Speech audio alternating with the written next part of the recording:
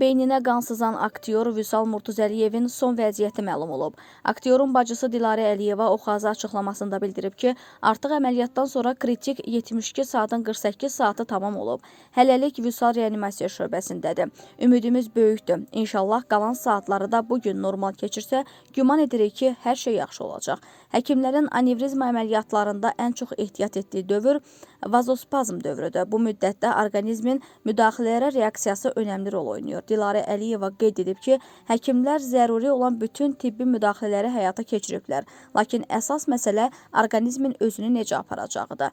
Həkimlərin ehtiyat etdiyi də elə bu dövrdür. Dediyim 72 saat ona xidmət edir ki, həmin o təhlükəli dövrü orqanizm keçsin. Hazırda Vüsal əməliyyat qədər önəmli bir dönəmdən keçir. İnşallah ki, hər şey qardaşım üçün yaxşı olacaq.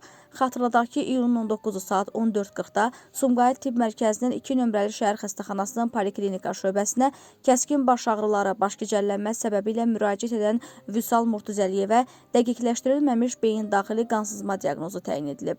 Vəziyyəti stabil olandan sonra isə ailə üzvlərinin istəyi ilə Vüsal Murtuzəliyev Bakı şəhərində yerləşən özəl tibb müəssisələrindən birinə təxliyə olunub.